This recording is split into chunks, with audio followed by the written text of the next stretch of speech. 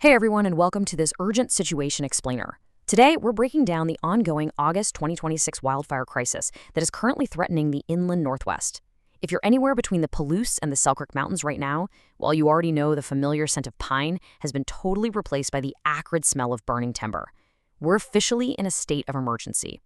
So our goal with this explainer is to give you a really clear, structured look at exactly what's happening on the front lines, what the evacuation maps look like, and how you can safely navigate the next 72 hours.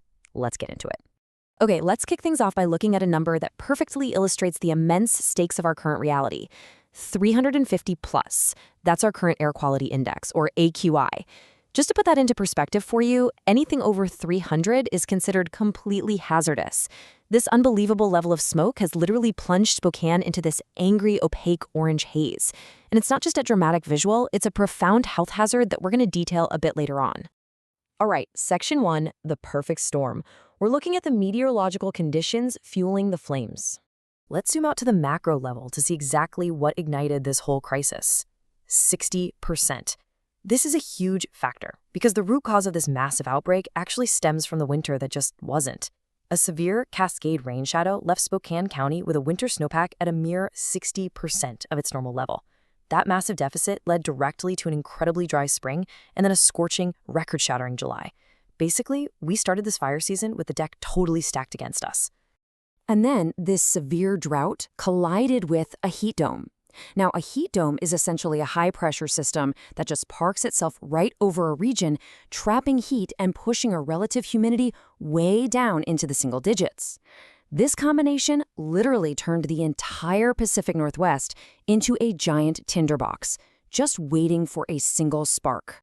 A local meteorologist actually hit the nail on the head when describing the danger here. They stated, when you have a dry lightning strike or a spark from a dragging trailer chain in this heat, the fire doesn't creep, it explodes.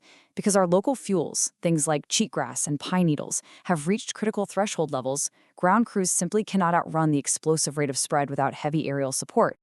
Now add to that the absolute biggest immediate threat, the wind. We're currently seeing 40-mile-per-hour southwest winds. This is just an overwhelming force pushing flames directly towards Spokane's suburban sprawl. These 40-mile-per-hour wind vectors are pointing straight at the urban interfaces of 5 Mile Prairie, Colbert, and Beacon Hill.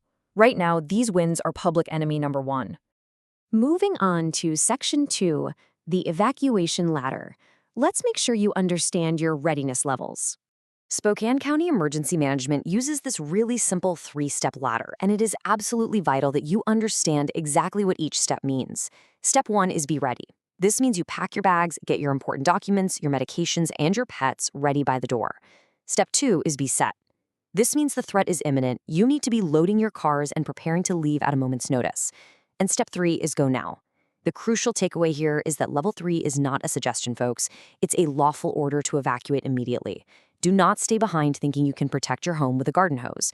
Embers can travel for miles ahead of the actual flame front, moving way faster than you could possibly react. So, let's look at where these orders actually apply.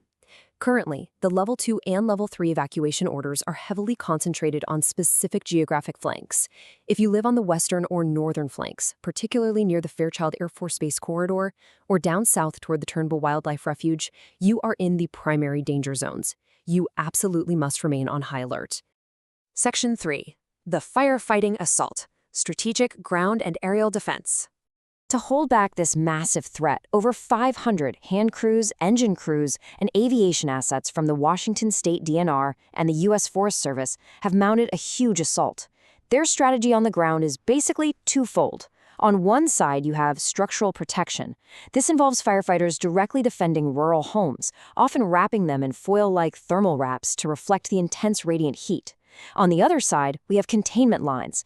This relies on heavy bulldozers scraping massive lines through the brush, all the way down to the mineral soil, completely removing all fuel to box the fire in before it can reach the dense I-90 corridor.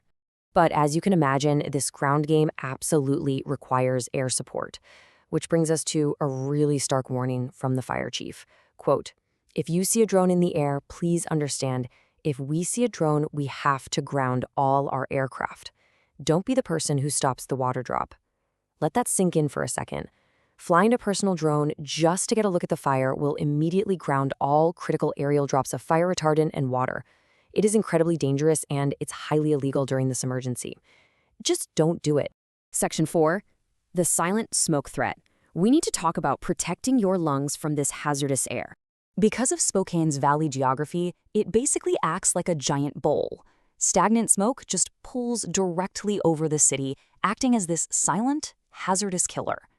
As we noted earlier with our AQI over 350, the smoke is incredibly dangerous because it contains PM 2.5.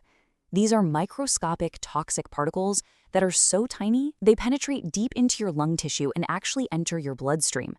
This requires immediate precautions from absolutely everyone, regardless of whether you're young, old, or in perfect health.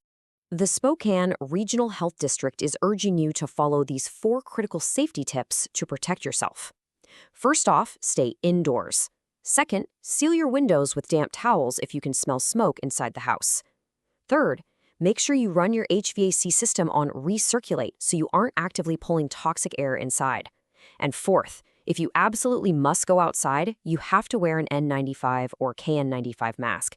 Please remember, standard cloth masks are not going to filter out these microscopic toxins. You need a properly rated mask. Now, if you don't have air conditioning or if you have compromised health, the city has set up designated clean air shelters. They are currently open at the Spokane Convention Center and various local libraries. Please do not try to tough it out in a hot, smoky house. Heat stroke combined with smoke inhalation is a deadly combination. These shelters are there for you to use, so take advantage of them. And while we're managing the current fires, we absolutely have to prevent new ones. A pretty harsh truth about wildfire season is that humans actually start the majority of these fires. Because of that, it is vital to respect the strict Phase 3 burn ban that's currently in effect region-wide. This means absolutely no campfires, no agricultural burns, no fireworks, and no target shooting with steel core ammo, which can easily create sparks when it hits rocks. A single discarded cigarette or a dragging trailer chain could literally start the next 10,000-acre inferno. Section 5, your 24-hour action plan. These are your immediate next steps for survival. Seriously, take a screenshot of these 3 steps right now, or just write them down. Step 1, download the Spokane County Scribe app on your phone to make sure you get immediate push alerts. Step 2, check nciweb.gov, that's INCIWEB.gov, to track the exact fire perimeters in relation to your home. Step 3, fill your gas tank right now and stay off the smoky roads. Firefighters desperately need those roads clear to move their heavy equipment. Plus, if you do get an evacuation order, the last thing you want is to run out of gas on the interstate. As we hunker down for what looks like weeks of burning ahead of us and remain in this defensive posture, this explainer leaves us with a really heavy, lingering question. With decades of fire suppression leaving our forests overgrown, fueling these hotter, much more destructive blazes, are these prolonged states of emergency just our new normal? It definitely forces us to seriously consider the long-term reality of our climate and how we approach future forest management, like utilizing more aggressive prescribed burns during wet seasons. But for today, Spokane, we need you to be smart, be ready, and look out for your neighbors. Stay safe out there and keep checking your local alerts.